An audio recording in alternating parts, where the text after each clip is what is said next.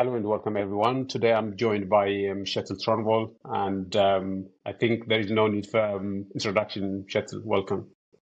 Thank you so much. Happy to be with you again. Happy to be with you as well. And it's been a long time since we last spoke. I think the last time was probably sometime in July. And we had a nice conversation that a lot of people engaged with, and many people have been texting me to have you back. And we're happy that you managed to come on today. And as you know, there are a lot of developments in Ethiopia and Eritrea. Always. A lot of things to get through. We will see how much stuff we cover. But also maybe important to mention that you have lately been in Ethiopia, and I wonder how much you'd like to share with our viewers about your trip to Ethiopia and what insights you get from the trip. Well, that will come in your questions while I answer your questions, I think. It was just a brief trip this August, so I don't need to elaborate too much on that, but I have reflected on what I learned and what I saw and who I talked to, so to say, and I will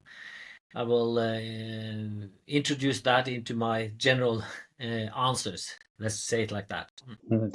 So Kjetil, as I mentioned in one of my emails, I would like us to zero in the issue of Ethio-Eritrean tensions. Mm. I think there is a lot of tension, and many people are worried that war might be coming.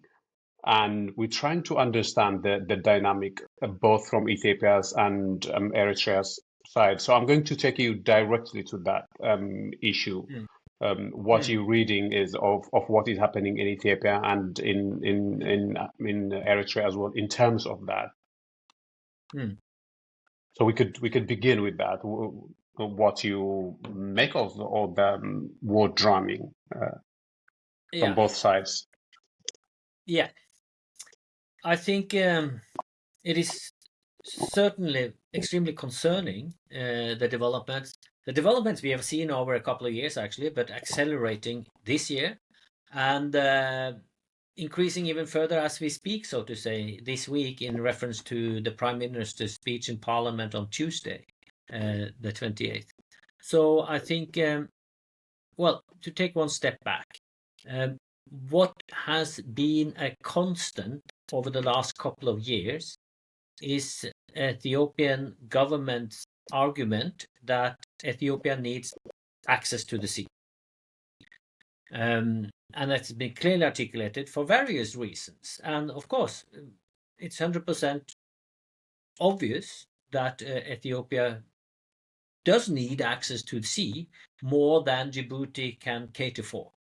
Djibouti is congested, and to rely only on one outlet makes Ethiopia vulnerable if that outlet is threatened. It makes it vulnerable in terms of tariffs and pricing of import-export. I think it is something like $1.6 billion a year Ethiopia pays to Djibouti to use their ports. Obviously, Djibouti can increase those tariffs because there is no competition. So Ethiopia needs to diversify both for economic reasons and also for security reasons and for predictability. That's 100% natural. It's a huge demographic which are landlocked. So that the overall argument from the Ethiopian government that they need reliable access to the sea is rational. But what we have also seen parallel to that constant is also an argumentation which are building up to something, which are preparing the ground for something, because something more possibly than just diplomatic engagement and possible negotiations for access to the sea, because Ethiopian government claims that they have been trying to negotiate with various partners to secure access. And let us first of all just then narrow down, because what we are discussing here is long-term, stable, predictable outlets to the sea, meaning that the huge investment which needs to take place both on land in terms of transportation, train, roads, infrastructure, but also in the port itself. Then we're talking about a horizon of 50 to 100 years. Somalia doesn't have any opportunity to provide that predictability and stability today or in the near future, or not even in the midterm future. The Somali government cannot control the palace in Mogadishu, let alone the country. Sudan and Port Sudan cannot provide that stability and predictability. Sudan is in chaos. Djibouti is, as I said, already used and congested. So what are the alternatives? Eritrea. Somaliland, yes, it was tried, but again, Somaliland, as we know, is not a sovereign entity internationally recognized. They have difficulties, at least, to enter into long-term agreements which contest sovereignty issues claimed by Mogadishu. It doesn't give the stability needed, basically, even though if Ethiopia would enter into an agreement with Somaliland. So the remaining is Eritrea and access to the Red Sea. And Eritrea also, of course, is the most natural choice based on economic preferences, based on geography, based on infrastructure. Assab is the closest port to Ethiopian heartland, and Massawa is the closest port to northern Ethiopia.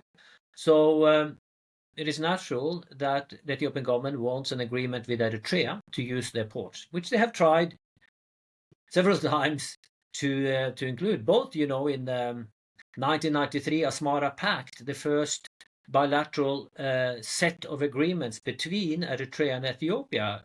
The use of ports was central to that, and even the free port access of Ethiopia.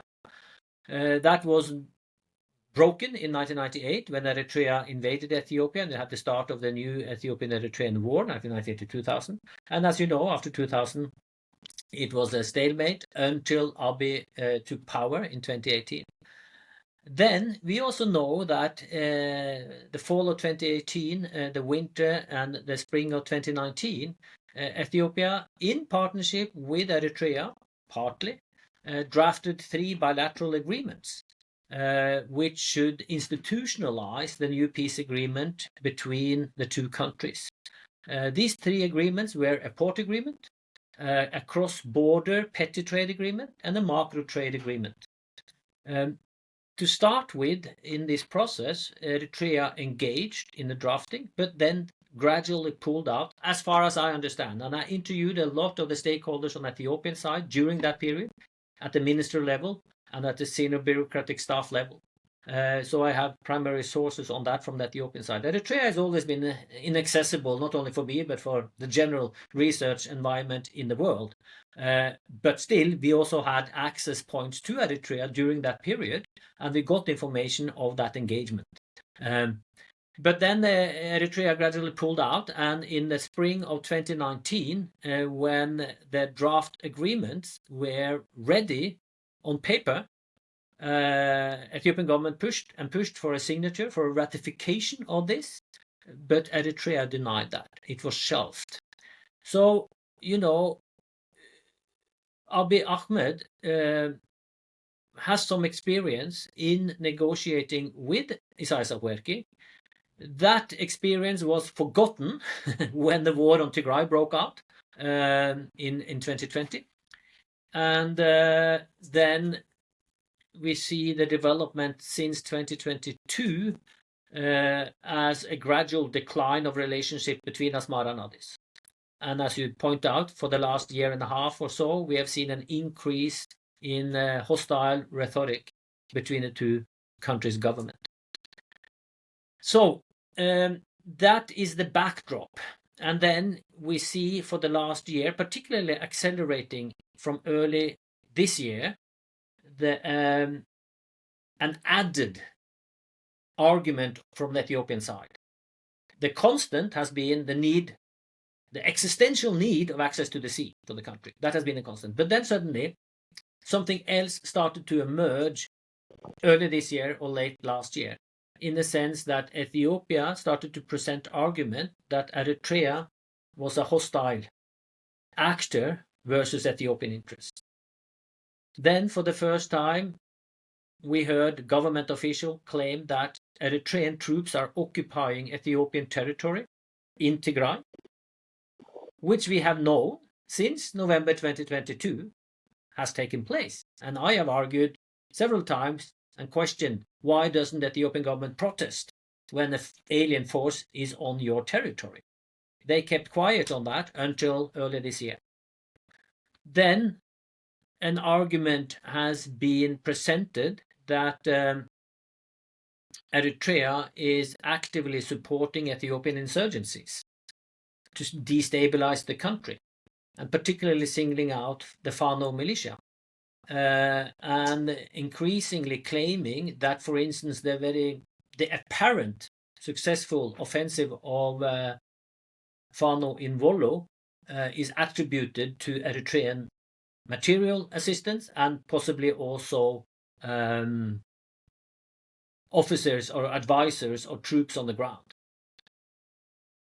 This then is also presented as part of Ethiopia's legitimate right to access to sea under international law, but also then comes additional kind of historical justifications, social justifications, cultural justifications of presenting the Red Sea shore as integral to Ethiopian realm. Be that the Afar card, for instance, that Ethiopian Afars, Eritrean Afars, they are the same people. They hold a coherent territory. That territory borders the Red Sea. So hence the Red Sea is also Ethiopian Afars property. Hence it is Ethiopian property. Various kind of intricate or interesting arguments are presented to justify that. You have the historical card claiming that Ethiopia has always throughout history had access to Red Sea, which can be scientifically disputed or contested or nuanced, but again, it is presented as a fact. You have, again, then now more recently also, actually, very recently in the parliament on Tuesday this week, the Prime Minister says that we don't find any written documentation of the acceptance of Eritrea's breaking off of Ethiopia and taking with them the control of the Red Sea coast. That there are no cabinet decision papers, there are no parliament decision papers anchoring this within the legal framework of Ethiopia.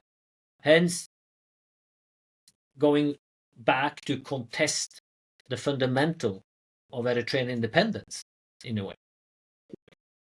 But what we really saw as a very concrete material step forward in this argumentation was a letter submitted by Foreign Minister Gideon to the UN Secretary General a month ago or so, in September was it, where Minister Gideon clearly articulates under international law and lays forward the empirical reality, so to say, as seen from Ethiopia, accusing Eritrea of destabilization and hostile intervention into Ethiopian domestic affairs.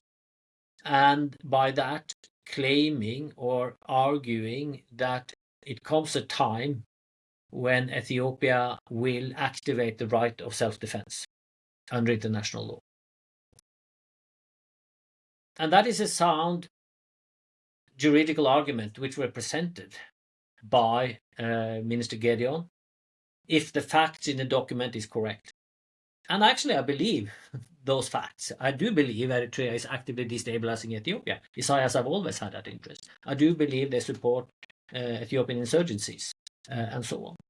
And the latest move in that is also, of course, how the federal government of Ethiopia is presenting or understanding or perceiving the Tsimdo process, where you have a alignment between Asmara and the Mekele leadership, be that the TPLF or the interim government, I'm calling it the Mekele leadership, and that the Ethiopian government looks upon this, which from the TPLF side is presented as grassroots reconciliation between people to people of Eritrea and Tigray, whereas the federal government looks upon it as a political, possibly military alliance against Ethiopian interests. That a foreign enemy country, hostile country, is directly collaborating with a subnational unit in Ethiopia, which is, of course, if that is true, a direct threat of control and stability in Ethiopia. And then, finally, this is a long line of argument,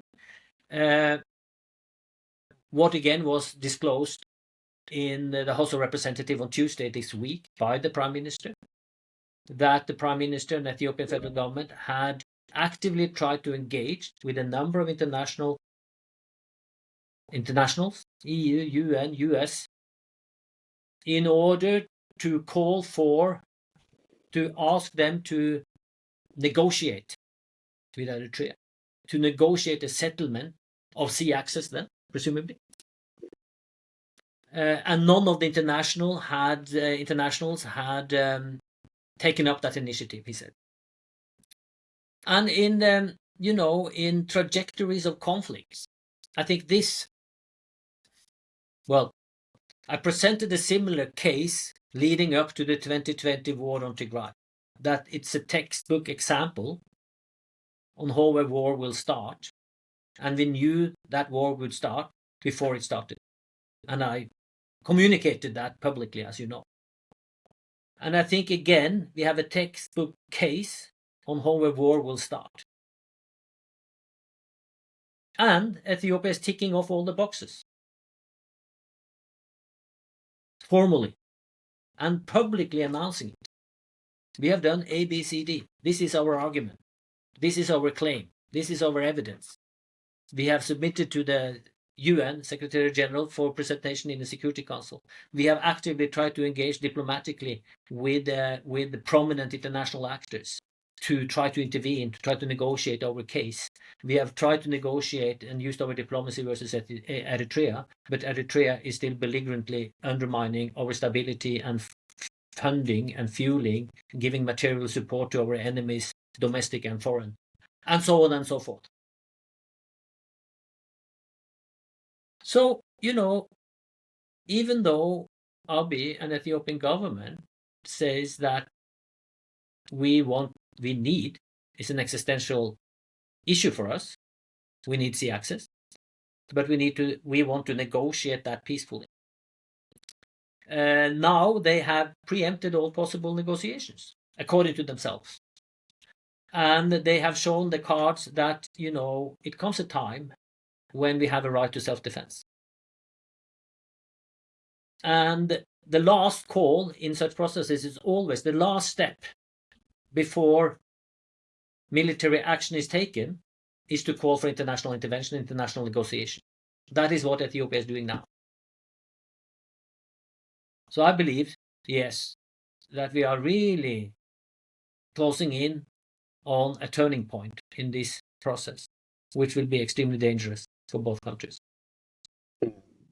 And as you know, a lot of people want to know what kind of turning point it will be this time around.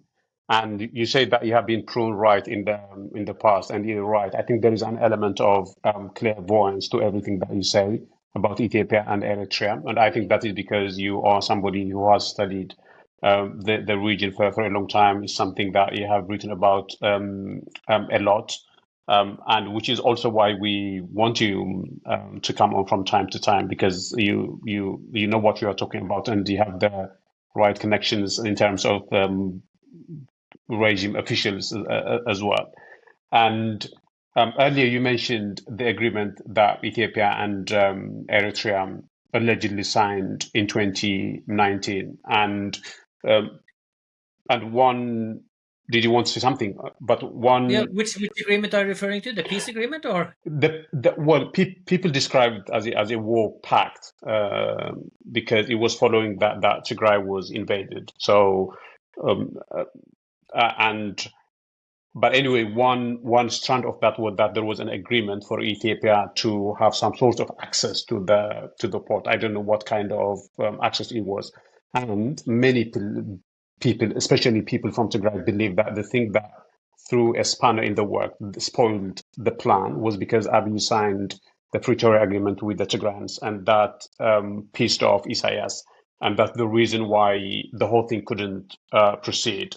And as a result, there is worry now in Tigray that they could make up their differences, Ethiopia and Eritrea, and they could continue their war pact and do what they did in 2020 again, because that is what is standing between them continuing and where they are now. And I wonder what you make of that, the worry in Tigray, that there is always that risk. Yeah, just to clear out any possible misunderstandings, the three bilateral agreements which was drafted was never ratified and signed by Eritrea, so they are not active. But I do believe, and if you made reference to the 2018 peace agreement between Eritrea and Ethiopia, if that is a war pact against Tigray or a general peace agreement, that it's a hypothetical discussion, so to say. It proved to be a de facto war pact. Whether or not it was the intentions to start with is a different matter. But going to your question, I think, yes, we have said repeatedly, and myself and colleagues, that the Pretoria Agreement, signed in November 2022, was a death call to the Eritrea-Ethiopia collaboration, because Isaias Afwerki had not fulfilled his interest, his objectives in that war. So he looked upon the cessation of hostilities agreement as a failure from day one. And again, today, or the day before yesterday, in the parliament on Tuesday this week, Abiy said so. That by signing the peace agreement, I broke the relationship with Isaias, in a sense, because he wanted to kill off and humiliate TPLF and Tigray. I didn't want to do that because Tigrayans are Ethiopians. That was never my intention. Something in those terms he stated, yeah. Believe him or not, for that matter. But I think it is taking that and taking all else what has happened over the last year and a half into account. I seriously doubt a realignment between Addis and Asmara coming tomorrow to kill off Tigray. I don't see that coming. Not at all. Well, then Isaias have to serve Abiy, Assab, and Massawa on a golden platter and say, it's all yours, if you allow me to go and kill off the Tigrayans. But I don't think that will happen. So a new war will definitely hurt Tigray. And particularly it will hurt Tigray if the Tigrayan leadership is aligning with Eritrea. Because you have, the Tigrayan leadership have two options, basically. Align with Addis or align with Asmara. And then they have to play their cards right. Who will win this war? How long will it take? What kind of material resources does it take? What kind of destructions are we looking into? Where will the battlefield be? And so on and so forth. And Tigray is in the middle here. So no matter, you will be hurt. And seriously hurt. But in the long run, who will give you best protections as individual and as collectives? Security, protection as individuals and collectives. Will that be Isaias, or will it be the Ethiopian government under Abiy Ahmed? It might be, from the point of view of Tigrayans, to choose between two devils, but, well, you have to choose. But I sincerely hope that the Tigrayan leadership are thinking long-term and not immediate tactical advantages to themselves. And if they choose, they need to present the case for it. They need to articulate the reasoning for it to the Tigrayan people, I hope. That, we are forced into making this choice because of A, B, C, D. And we believe this will be the best protection for the Tigrayan people in the short and long term. We believe this will give us the best possible chance for self-determination in whatever form they are arguing. We believe this choice will give us the best possible opportunities for economic growth and development and so on.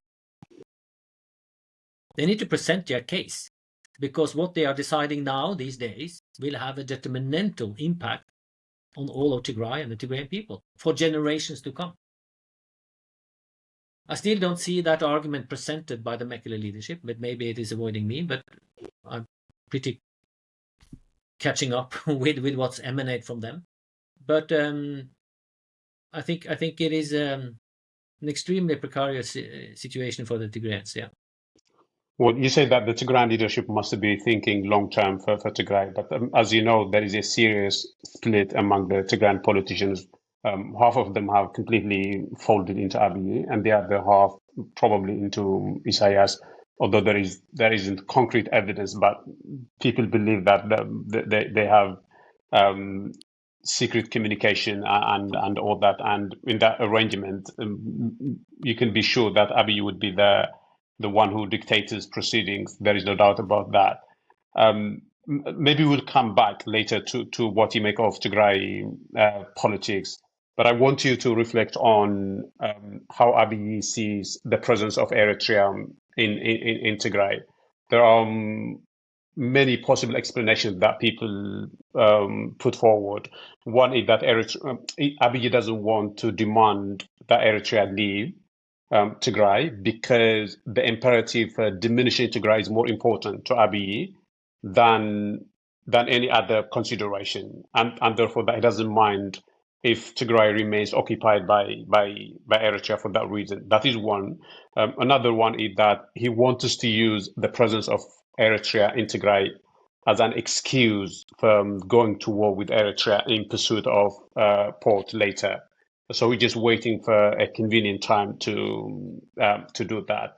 And the third explanation that some people give is that he simply doesn't know how to handle Eritrea, and that there is an element of fear towards Isaias. I wonder what you make of those possible explanations, and maybe there are many more. Can I say all of the above is right to a certain degree? I think it is a mixed of several elements which are playing into that position. I think, or I don't know what Abiy thinks. I just analyze what he does, or what the Ethiopian government does in this regard. And we have seen that there has been that the Pretoria Agreement is not implemented in full.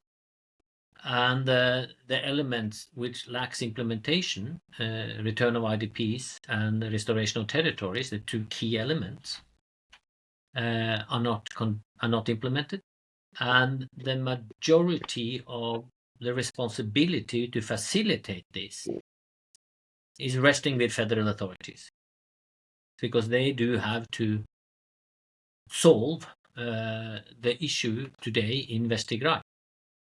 There are no, those elements who are administering and in security control of West Tigray is not reporting to Mekele, to say it like that. So Mekele doesn't have the power to implement those two key issues. It is claimed that TPLF or the Tigrayan authorities are holding the IDPs back to return. I don't think it is that easy, because the IDPs need security guarantees before they can return to West Tigray. They were cleansed out, they were killed en masse, they were raped and mutilated by the forces who are there now. So for the Tigrayans IDPs to return, well, they need a different system of administration in West Tigray than is currently in place. Otherwise, they cannot risk it. That's obvious. So I don't think it is as easy as some of the Ethiopian federal government's explanations that they are restricted by Tigrayan authorities. I don't believe that. And the So Getachew faction of the TPLF also says the same thing. Yeah. well, I think he has a bit more nuanced explanation on it, but we'll see. Yeah. I know that Getachew has been in West Tigray and has been so-called negotiating with Colonel Demek and the administration there. If Getachew, as part of the federal government, then presents an agreement which includes security guarantees for IDPs, well, that give him the benefit of the doubt and present that agreement and show us how those security guarantees can be upheld with the current administration in West Tigray. I still haven't seen that such an agreement, but anything is better than nothing, but it has to be good enough that it actually provides security guarantees. So I think the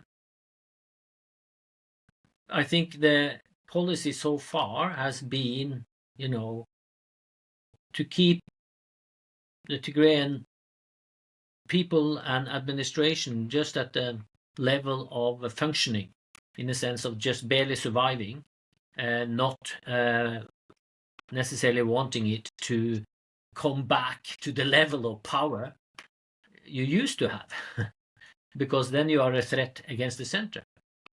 But you need to survive.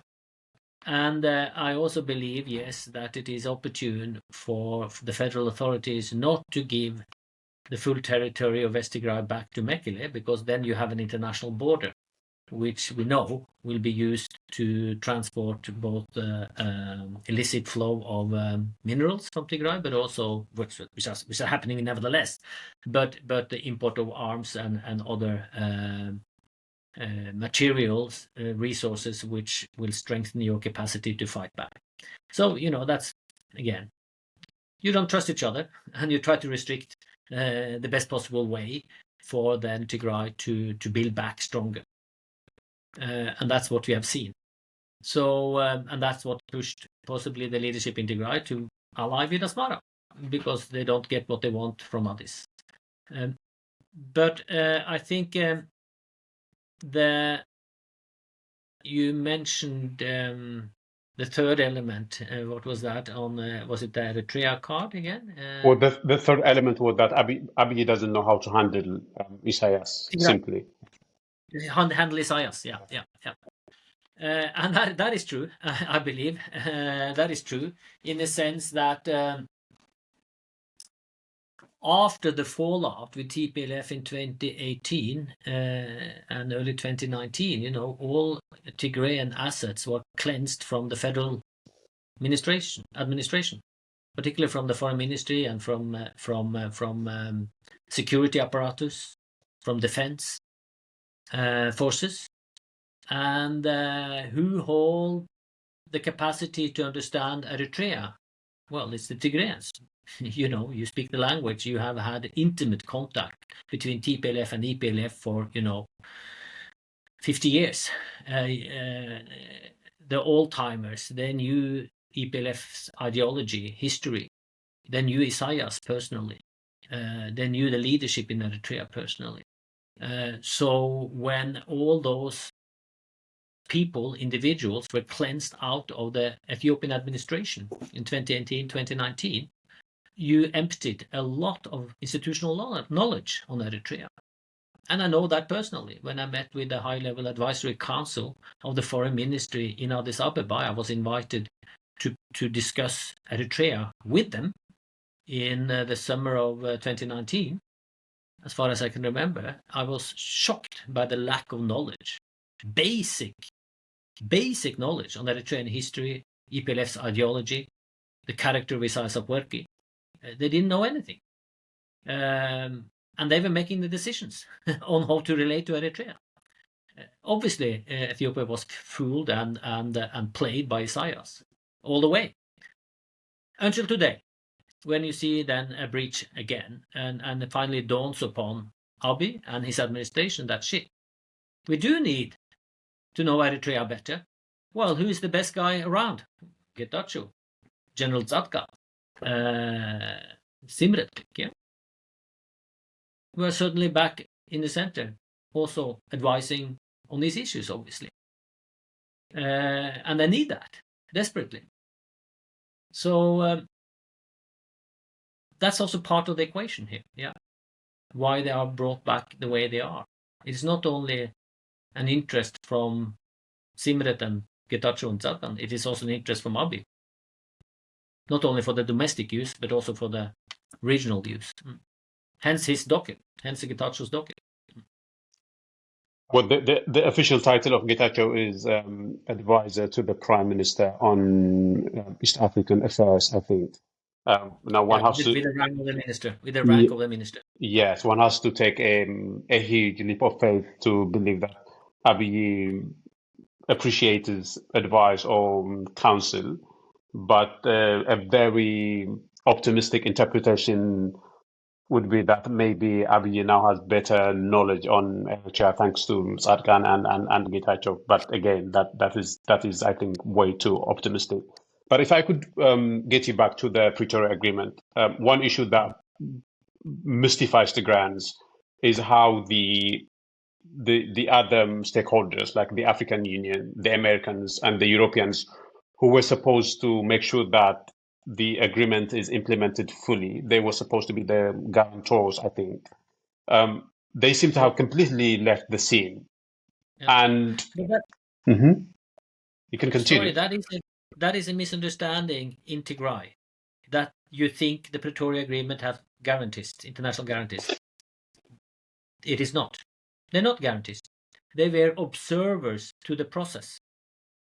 They didn't guarantee anything in implementation. Well, doesn't it say? I mean, the AU has a specific role in its monitoring mission, but a very limited mandate and a more or less non-existing monitoring mission if we're talking about 10 people. So there are no guarantees to that agreement, but the federal government of Ethiopia. It's a total misunderstanding in Tigray that you think that international guaranteed this agreement. It didn't. Because I believe the internationals, the US in particular, knew that this would be an impossible agreement to implement. So we don't want to stand by to guarantee this because we don't want to risk our boots on the ground or our diplomatic capital or whatever. And of course, AU can never be trusted in such an agreement. They don't, look what's happened in East and Central Africa over the last, 3-4 months. They don't even act on that. They don't even act on the genocide in Darfur. How would they think to act on a past agreement which is long forgotten? No. That's naive to believe that AU would do anything. And it's naive to believe that the US or the internationals would do anything on this. It is up to Ethiopians themselves to fix it. Well, but I mean, it strikes me as strange that the US was sending a special envoy almost on a weekly basis. And now that the problem has kind of subsided, that they would completely stop rather than build on the sense of ceasefire now. So it's a bit strange because I tell you what. I was part of a broader what can I call it? A broader consultancy process organized by an outfit just after the war, so to say, to look into the complexities of how the Tigray war also impacted instability in Africa and across the Red Sea, geopolitical realignment. And we're a very senior British diplomat. When I exactly presented the argument that US had a special envoy to Ethiopia and the Horn, EU had it, Norway had it, several countries had special envoys to Ethiopia and the Tigray conflict and the Horn to look into that. And I said, doesn't this convert into more concrete actionable policy by this government. And he took me aside afterwards in a private conversation and said, you have to know that when a government appoints a special envoy, they do it because they don't know what to do, and the envoy has no mandate whatsoever. It's just a show, a pretense, to show that we are acting, but with no consequence. That to show that we have an interest, to pretend to develop, to pretend to act, to pretend to have a policy. But actually, we appoint special envoys when we don't have any policy and we don't know what to do, and we don't want to do anything anyway because it is too messy. And I think that's the case of Tigray. 100% illustrates that point. He was a cynical old-timer, but he'd been around for 40 years as a high-level diplomat, mostly in Africa, and have seen these special envoys come and go. How many special envoys haven't we had on the Horn of Africa for the last 5 years? God knows who can count them. What has materialized in policy? Nothing. Look upon an EU special envoy traveling all around with photo shoots. Basically, that's her job. Doesn't materialize anything in policy whatsoever, or actionable points by EU or by EU member states. It's just show. That's diplomacy. Talking without necessarily acting. And I think it's hard to understand that, but that's the reality. Well, and that worries a lot of people because, as you know, Kjetil, as far as public pronouncements are concerned, the dynamic now in Tigray and in Ethiopia sounds exactly the same to what it was in 2020, right before the war. You know, the TPLF has now assumed its the position that it had in 2020, and who is to blame them? And Abiy now, and you were mentioning his statements at his kangaroo parliament, where he's saying exactly the thing that he was saying in 2020. So people look at those things and worry that they feel a sense of deja vu, and I wonder what reading the international community. Well, it's a bit silly to say international community. I think one thing we have learned is that there is no kind of a cohesive unit that we can call the international community, but the Norwegians or the British, as you mentioned, the Americans, I wonder what their reading of the dynamic is. I don't know if you I mean, you have already reflected on that, but if you would add some things. Also, I'm trying to raise alarm really here. Well, I've been trying to raise alarm for since Pretoria Agreement, so to say. I tried to raise alarm before the Pretoria Agreement. It's hopeless. Preventive diplomacy is a no-go. Because the international actors, they don't want to put at risk their diplomatic capital for something which might not happen, even though we know it will happen. We see what's evolving on the ground. We see the statements by these actors. These actors have earlier acted upon those statements. They don't say it not to act. They say it as a preparation to act. I think most internationals totally lack the depth of knowledge needed to understand Ethiopia and to understand the complexities of Ethiopia and to understand the historicity of Ethiopian politics. Because you don't invest in that. You have an ambassador in the country for 2-3 years and then a new one and a new one and a new one, and you don't have an institutionalized capacity to really reflect upon the longue durée implications of what we see today. Because it is a repetition of what we've seen earlier, not only one time, but 2 times or 3 times. And I think that's one thing, the lack of knowledge necessary to develop a policy which are fine-tuned into the complexities which might have an impact or an influence. But the other side of the coin is that, do we care? What's in it for us to engage? Why should we risk whatever to actually try to prevent a fallout? See what's happening in Darfur and Sudan today. How much do we involve ourselves in that? and all other crises in the region and beyond. Who are you calling for when you are saying international community? Usually, to be a bit pushback, usually when we say the international community needs to engage in this and that conflict, we mean US or EU. Well, US today, I don't think have the greatest interest to involve themselves in these kind of issues. EU is overstretched already and is totally preoccupied with Ukraine war and defending Europe and European interests, which is 100% natural. Why shouldn't all other regional bigger actors, Saudi and others, Turkey and others, why don't you call them to the table when you call for international community? Well, they have a skin in the game. They're not neutral arbitrators. None of them. So, yeah, I agree with you. The international community doesn't exist as a coherent unit. It has never existed as a coherent unit either. But you had a semblance of international order a couple of years back. That doesn't exist anymore. And the local actors also understand that things are up for grab.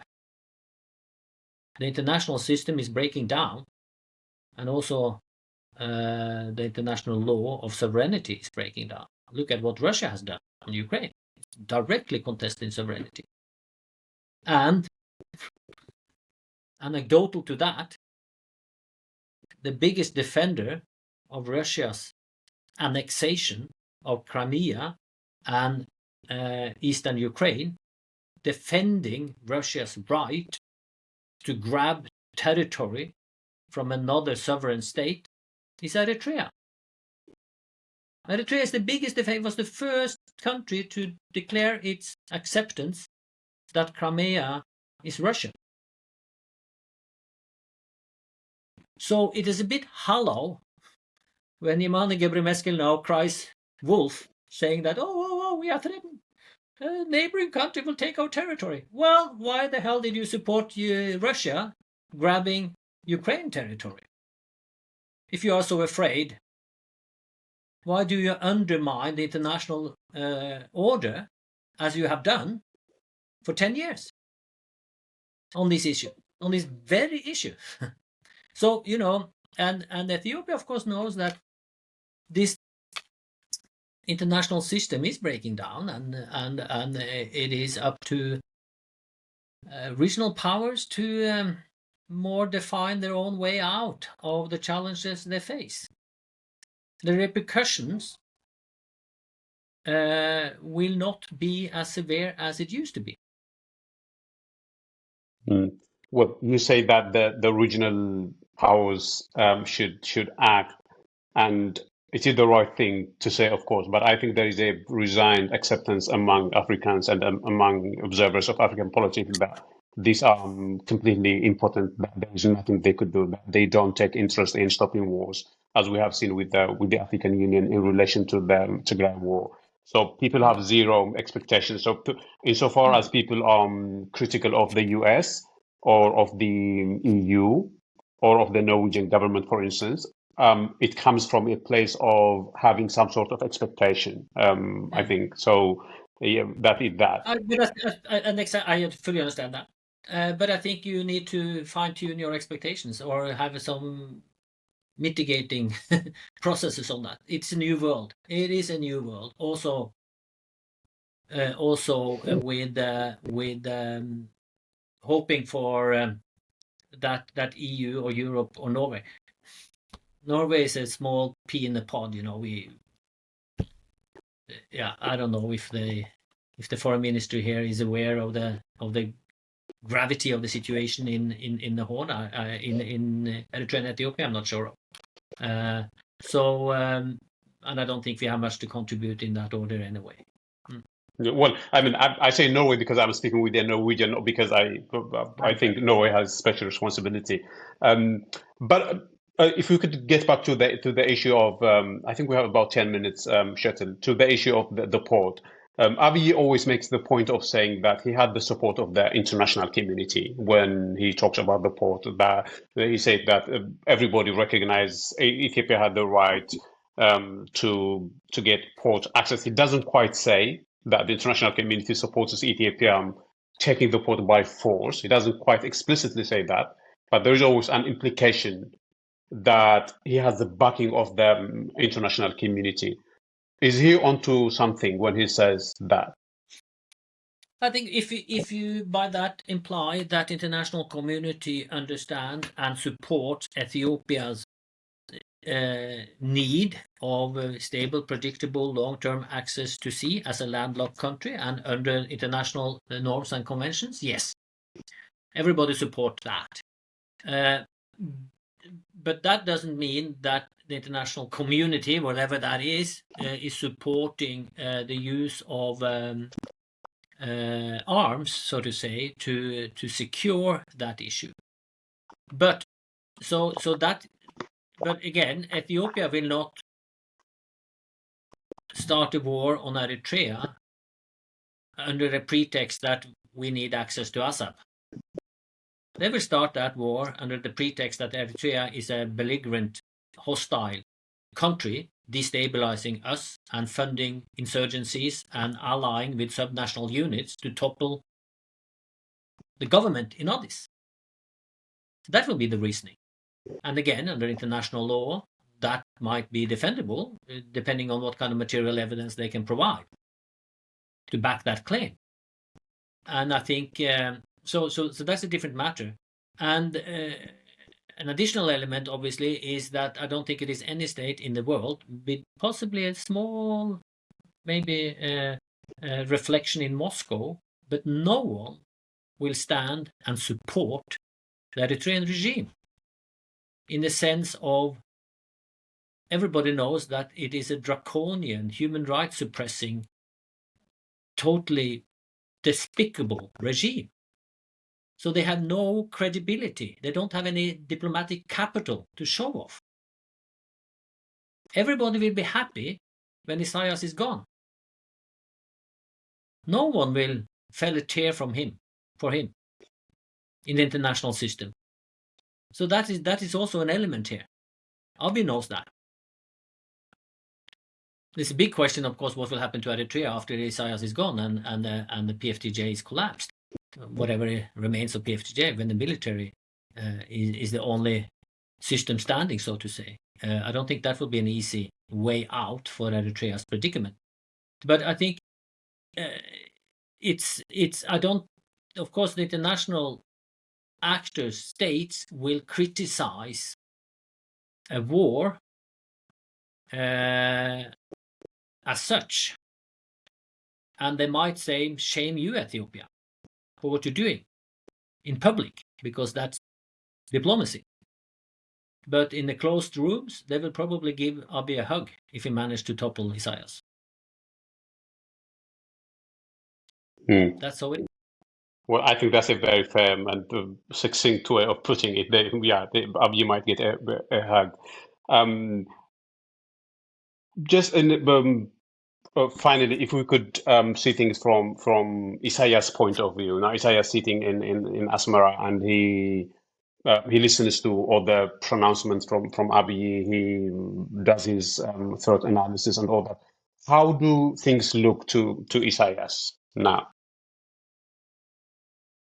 I think he is afraid of a war with Ethiopia, and you see Yamane Gebremeskel is instantly tweeting, calling for help and international attention to the belligerent rhetoric from Addis. They know this will be a very, very tough situation coming, and we see that they are trying. Well, again, Isaias left for Cairo this morning for a 5-day working visit.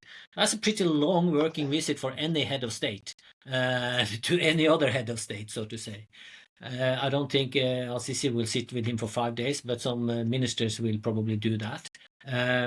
Of course, it is in Egypt's interest to assist Eritrea, to help Eritrea, but to what level will they help is a different question. How much will Egypt put into the fold in capabilities and capacities to fight the war with Ethiopia? Will they put their navy on the Eritrean coast to assist, and possibly maybe some ships. Will they really mobilize? Will they put troops on the ground in Eritrea to help on the battlefront in Assab? I doubt that.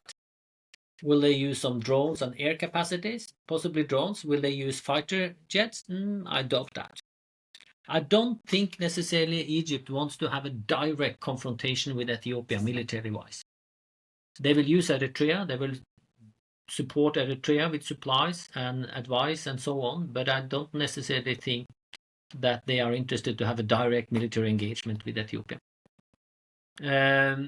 So it is, from the Isaias's point of view, I think they are extremely concerned, and hence also reaching out to the devil, TPLF. TPLF is the actor Isaias has promised he wants to kill off totally. Isaias is now willing to go into bed with. That shows the level of desperation he has and the fear he has against Ethiopia at this time. That tells tons. I had lost you for a brief moment, but I hope I have listened to everything you said. Yeah, I think in terms of the last point you made, one worry that many Tigrayans have is that the TPLF might be played by Isaias. They might be tricked into into being his useful idiots, the Getachos would like to describe them. So there is that fear. And of course, if you listen to the Ethiopian regime officials, they always say that Abiy is supporting the TPLF and the FANO and maybe the OLF as well, financially and militarily and morally. I don't know how much truth there is to that allegation, but I wouldn't be surprised if that was happening. But I think we would leave it at that, Kjetil. Thank you very much for today. We always appreciate your time and your expertise on Ethiopian and Eritrean affairs. I don't know if you see the engagement, but there's you attract real engagement. So and this Ethiopian Eritrea issue is going to remain there. If anything, it's going to get more and more tense. So we want to have you back on soon. But for today, tusen tack.